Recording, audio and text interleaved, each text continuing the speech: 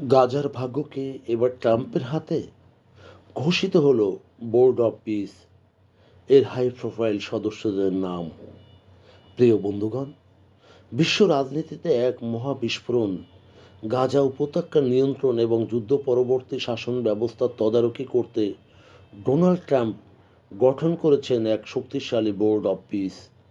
দীর্ঘ জল্পনা কল্পনার অবসান ঘটিয়ে হোয়াইট হাউস অবশেষে প্রকাশ করেছে সেই নামগুলো, যারা নির্ধারিত করবেন ধ্বংসস্তূপে পরিণত হওয়া গাজার ভবিষ্যৎ। ট্রাম্প একে বলেছেন ইতিহাস সবচেয়ে মর্যাদাপূর্ণ বোর্ড। কিন্তু কারা আছেন এই তালিকায়? মার্কিন সংবাদ মাধ্যম এবং হোয়াইট হাউসের তথ্য অনুযায়ী এই বোর্ড অব পিস সরাসরি ট্রাম্পের সভাপতিত্বে কাজ করবে।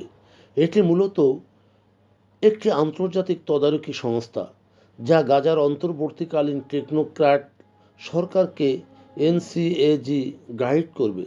বোর্ডের মূল সদস্য কারা?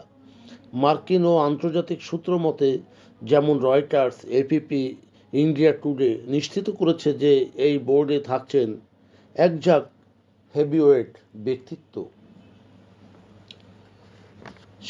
থাকছেন মার্কো রুবিও, যিনি বর্তমান মার্কিন পররাষ্ট্রমন্ত্রী; জ্যারেড কুশনার, ট্রাম্পের জামাতা এবং আব্রাহাম অ্যাকর্ডের মূল কারিগর; টনি ব্লেয়ার, যিনি সাবেক ব্রিটিশ প্রধানমন্ত্রী, যার অন্তর্ভুক্তি নিয়ে ইতিমধ্যে শুরু হয়েছে তুমুল আলোচনা; স্টিভ উইটকফ, ট্রাম্পের বিশেষ দূত, যিনি এই শান্তি পরিকল্পনায় দ্বিতীয় ধাপ বাস্তবায়নে কাজ করছেন; অজয় বাঙ্গা, যিনি বিশ্ব ব্যাংকের প্রেসিডেন্ট, যিনি গাজার পুনর্গঠনে অর্থায়নের বিষয়টি দেখবেন; নিকোলো স্নাদেনভ, জাতিসংঘের সাবেক মধ্যপ্রাচ্য বিষয়ক দূত, যিনি গাজার হাই রিপ্রেজেন্টেটিভ হিসেবে কাজ করবেন।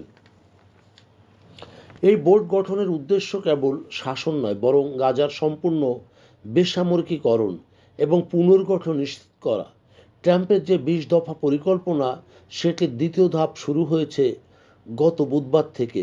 এই পরিকল্পনায় হামাসকে সম্পূর্ণ নিরস্ত্র হওয়ার আল্টিমেটাম দেওয়া হয়েছে। তবে সমালোচনা কম নয়। অনেক মানবাধিকার বিশেষজ্ঞ একে আধুনিক উপনিবেশবাদ বলে অভিহিত করেছেন।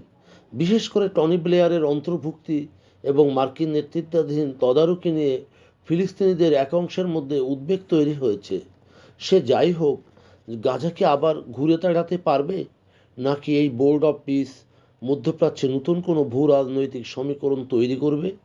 আপনার মতামত কমেন্টে জানান। প্রিয় বন্ধুগণ, যদি আমাদের এই তথ্য গল্প আপনার ভালো লাগে, তাহলে লাইক এবং শেয়ার দিন। এবং আজ আমাদের সঙ্গে থাকার জন্যে ধন্যবাদ। আমাদের ফলো দিন এবং সাবস্ক্রাইব করুন।